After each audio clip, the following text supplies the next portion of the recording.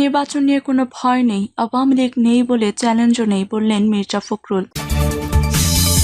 এদিকে জুলাই ঘোষণাপত্রের খসড়া চূড়ান্ত, 5 আগস্ট জাতির সামনে উপস্থাপন, বললেন প্রেস উইং।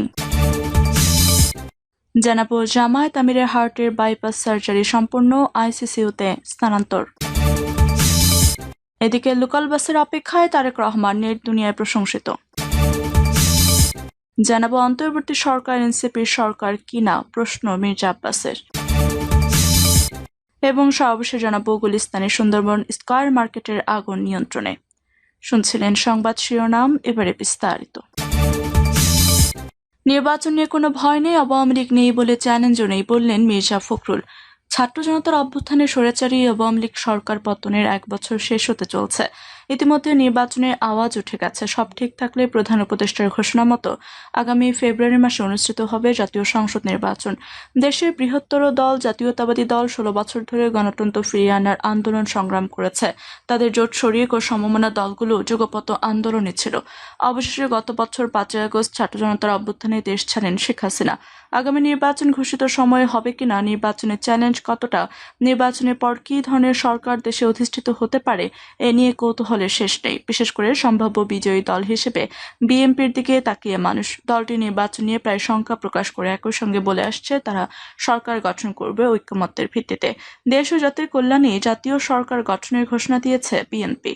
একটি পত্রিকাকে দেওয়া বিশেষ সাক্ষাৎকারে সে কথাই আবার বললেন বিএনপির মহাসচিব মির্জা ফখরুল ইসলাম আলমগীর।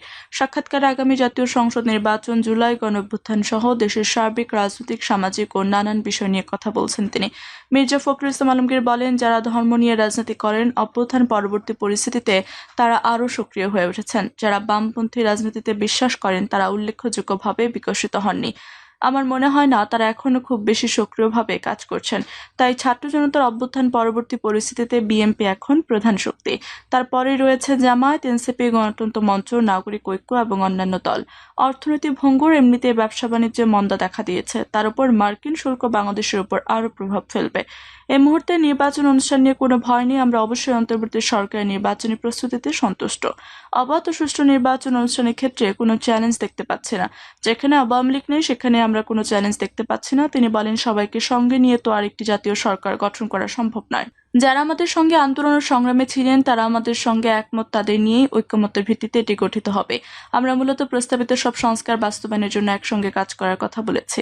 বিএনপি ভারপ্রাপ্ত চেয়ারম্যান তারেক রহমানের ভাষণের মূল চেতনা এটাই যে আমরা একসঙ্গে এই সংস্কার বাস্তবায়ন করব।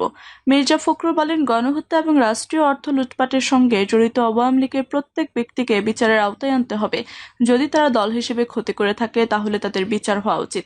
আমরা সবসময় আওয়ামী লীগের বিচার চেয়েছিলাম এবং এখনো চাই, কারণ আমরা সবচেয়ে বেশি ক্ষতিগ্রস্ত হয়েছে।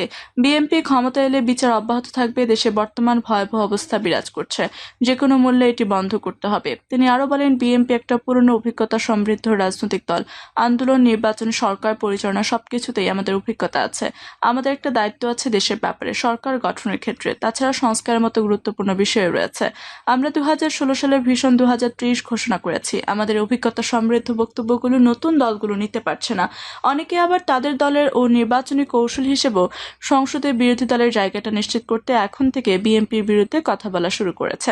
তবে সময়ের সঙ্গে সঙ্গে এসব সমস্যা মিটে যাবে, সংস্কার ইস্যুগুলো শেষ হয়ে যাবে। লন্ডন বৈঠকে আসলে কি কথা হয়েছিল এ ব্যাপারে বিএনপির পক্ষ থেকে এখন পর্যন্ত কিছু প্রকাশ করা হয়নি। এমন প্রশ্নে মির্জা ফখরুল বলেন, কোনো সন্দেহের কিছু নেই।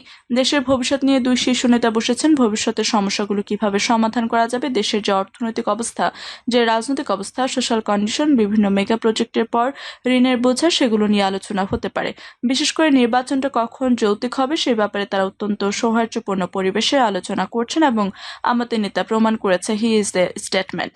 ঠিক সময় ঠিক বৈঠকটা করে তিনি একজন রাষ্ট্রনায়কোচিত যে ভূমিকা রাখা উচিত সে ভূমিকা রাখতে সক্ষম হয়েছেন জাতির প্রয়োজনে। ভিন্নমতের দমন শেষে উগ্রবাদের উত্থান ঘটাতে পারে। 5 আগস্টের পট পরিবর্তনের পর এমন উত্থানের কিছু কিছু আলামত এখন প্রকাশ পাচ্ছে। এর দায় কাকে দেবেন এই প্রশ্নে বলেন, এর দায় সম্পূর্ণভাবে আওয়ামী লীগের। 1 নম্বরে শেখ হাসিনা দায়ী। আমরা বারবার তাকে সতর্ক করেছি, ওই দেশকে সতর্ক করেছি যে একটি সেন্ট্রিস্ট দল, গণতান্ত্রিক দল বিরোধী দলকে কখনোই দমন করে শেষ করে দিয়েন না, তাহলে ডানপন্থীদের উত্থান হবেই। কেউ ঠেকাতে পারবে না। আজকে ঘটনাটা সেদিকেই যাচ্ছে। জুলাই ঘোষণাপত্রে খসড়া চূড়ান্ত 5 আগস্ট জাতির সামনে উপস্থাপন, বললেন প্রেস উইং। আগামী 5 আগস্ট গণঅভ্যুত্থানের সব পক্ষের উপস্থিতিতে জুলাই ঘোষণাপত্র জাতির সামনে উপস্থাপন করা হবে বলে জানিয়েছেন অন্তর্বর্তী সরকার। শনিবার দুপুরে প্রধান উপদেষ্টা প্রেস উইং থেকে পাঠানো এক বার্তায় তথ্য জানানো হয়েছে। এতে বলা হয়, অন্তর্বর্তী সরকার জুলাই ঘোষণাপত্রের খসড়া চূড়ান্ত করেছে। আগামী 5 আগস্ট বিকেল 5টায় গণঅভ্যুত্থানের সব পক্ষের উপস্থিতিতে জুলাই ঘোষণাপত্র জাতির সামনে উপস্থাপন করা হবে। এ বিষয়ে বিস্তারিত অবিলম্বে জানানো হবে। প্রসঙ্গত, ছাত্র জনতার গণঅভ্যুত্থানের পর দেশে অন্তর্বর্তীকালীন সরকার গঠিত হয়, যার মূল ম্যান্ডেট হল রাষ্ট্রের বিভিন্ন কাঠামোগত সংস্কার এবং জনগণের দীর্ঘদিনের আকাঙ্ক্ষা পূরণ করা। এই প্রেক্ষাপটে জুলাই ঘোষণাপত্র অত্যন্ত গুরুত্বপূর্ণ একটি দলিল হিসেবে বিবেচিত হচ্ছে। ইতিমধ্যে অন্তর্বর্তী সরকার জুলাই ঘোষণাপত্রের খসড়া চূড়ান্ত করেছে। খসড়ার একটি কপি প্রধান তিনটি রাজনৈতিক দল বিএনপি, জামায়াত ও জাতীয় নাগরিক পার্টিকে পাঠানো হয়েছে তাদের মতামত দেওয়ার জন্য। সরকারের দায়িত্বশীল সূত্র জানিয়েছে, আগস্টের 5 তারিখের মধ্যে যে কোনো দিন প্রধান উপদেষ্টা ডক্টর মোহাম্মদ ইউনূস এটি প্রকাশ করবেন। যে কোনো ধরনের বিতর্ক এড়াতে অত্যন্ত সতর্কতার সঙ্গে প্রণীত খসড়া ঘোষণাপত্রের 26টি দফা রয়েছে। খসড়া শুরুতে বলা হয়েছে, বৈষম্য বিরোধী ছাত্র আন্দোলনের ডাকে জুলাই গণঅভ্যুত্থান হয়েছে। প্রথমে খসড়ায় বলা হয়েছিল, বৈষম্য বিরোধী ছাত্র আন্দোলনের নেতৃত্বে অভ্যুত্থান হয়েছে। ঘোষণাপত্রের সাবেক প্রধানমন্ত্রী শেখ হাসিনা দ্বিতীয় দফায় ক্ষমতায় আসার পর টানা 3 মেয়াদে 15 বছরের শাসনামলে বিএনপি, জামায়াত সহ বিরোধী দলগুলোর সংগ্রামকে স্বীকৃতি দেওয়া হয়েছে। এছাড়া বিএনপির মতামতের ভিত্তিতে 75-এর 7ই নভেম্বর সিপাহী বিপ্লব, 1979 সালে রাষ্ট্রপতি জিয়াউর রহমান সরকারে আনা সংবিধানের 5ম সংশোধনীকে স্বীকৃতি দেওয়া হয়েছে। জামায়াত আমিরের হার্টের বাইপাস সার্জারি সম্পূর্ণ, আইসিইউতে স্থানান্তর। বাংলাদেশ জামায়াত ইসলামীর আমির ডক্টর শফিকুর রহমানের হার্টের বাইপাস সার্জারি সফলভাবে সম্পন্ন হয়েছে। তার শারীরিক অবস্থা স্থিতিশীল রয়েছে। এই মুহূর্তে তিনি নিবিড় পরিচর্যা কেন্দ্রে পর্যবেক্ষণে রয়েছে। দলের পক্ষ থেকে আমিরের জামায়াতের চিকিৎসা তদারকির দায়িত্বে থাকা ডক্টর খালিদুজ্জামান এসব তথ্য জানান। তিনি বলেন, রাজধানী ইউনাইটেড হাসপাতালে শনিবার সকাল 8টায় অপারেশন শুরু হয়ে দুপুর 12টার মধ্যে জামায়াত আমিরের হার্টের বাইপাস সার্জারি সম্পন্ন হয়েছে। তাকে আইসিইউতে স্থানান্তর করা হয়েছে। সেখানে তিনি চিকিৎসকদের পর্যবেক্ষণে থাকবেন। এর আগে জামায়াত আমিরের অস্ত্রোপচার সম্পন্ন হয়। দেশের খ্যাতনামা হৃদরোগ বিশেষজ্ঞ ডক্টর জাহাঙ্গীর কবির ও তার টিম অস্ত্রোপচার পরিচালনা করেন। সার্জারি চলে দুপুর 12টা পর্যন্ত। দুপুর 12:30টার দিকে দলের পক্ষ থেকে তাৎক্ষণিক সংবাদ সম্মেলনের আয়োজন করা হয়। সংবাদ সম্মেলনে জামায়াতের নায়েবে আমির আব্দুল্লাহ মাহমুদ তাহের বলেন, ডক্টর শফিকুর রহমান হার্টের বাইপাস সার্জারি সফলভাবে সম্পূর্ণ হয়েছে। তিনি সুস্থ রয়েছেন। এই মুহূর্তে তিনি নিবিড় পর্যবেক্ষণে রয়েছেন। তার জন্য দেশবাসীর কাছে দোয়া চাই। লোকাল বাসের অপেক্ষায় তারেক রহমান, নেট দুনিয়া প্রশংসিত। বিএনপির ভারপ্রাপ্ত চেয়ারম্যান তারেক রহমানের লন্ডনে লোকাল বাসে চলাচলের কয়েকটি ছবি সামাজিক যোগাযোগ মাধ্যমে ছড়িয়ে পড়েছে। ছবিটি নেটিজেনদের মাঝে ব্যাপক প্রতিক্রিয়া সৃষ্টি করেছে। ছবিগুলো স্থানীয় সময় শুক্রবারে বলে জানা যায়। ছবিতে দেখা যায়, লন্ডনের শহরের উত্তরে একটি বাস স্টপে অপেক্ষমান তারেক রহমান। হাতে মোবাইল, পরনে হালকা নীল শার্ট, খাকি রঙের প্যান্ট আর পায়ে সাধারণ একজোড়া স্নিকার্স। অন্য ছবিতে দেখা যায়, একটি লাল ডাবল ডেকার বাসে সবার সঙ্গে তিনি বাসটিতে চড়েছেন। বিএনপির মিডিয়া সেল থেকে ছবিগুলো শেয়ার করে লেখা হয়, আগামী দিনের রাষ্ট্রনায়ক বাংলাদেশ জাতীয়তাবাদী দল বিএনপির ভারপ্রাপ্ত চেয়ারম্যান তারেক রহমান যুক্তরাজ্যে বসবাসকালীন সময়ে কোনো ভিআইপি সুবিধা গ্রহণ না করে সাধারণ মানুষের মতো লোকাল বাসে চলাচল করেন, যা তার বিনয়, সাধারণ জীবনযাপন এবং জনগণের সঙ্গে আত্মিক সংযোগের প্রকৃত প্রতিফলন। মোহাম্মদ শামসুদ্দিন নামে এক ব্যবহারকারী লিখেছেন, তারুণ্যের অহংকার, তারেক রহমান বাংলাদেশের প্রাণ। অন্তর্বর্তী সরকার এনসিপির সরকার কিনা, প্রশ্ন মির্জা আব্বাসের। অন্তর্বর্তী সরকার জাতীয় নাগরিক পার্টির সরকার কিনা তা নিয়ে প্রশ্ন তুলেছেন বিএনপি স্থায়ী কমিটির সদস্য মির্জা আব্বাস। তিনি বলেন, এই সরকারের মাথা থেকে নিচ পর্যন্ত পচে গেছে। অবস্থা দৃষ্টে মনে হয় সরকার এনসিপির সরকার। সমাবেশের লোকজনের উদ্দেশ্যে তিনি বলেন, কি মনে হয় আপনাদের? এনসিপি যখন যেখানে যায় সরকারি প্রোটোকল পায়।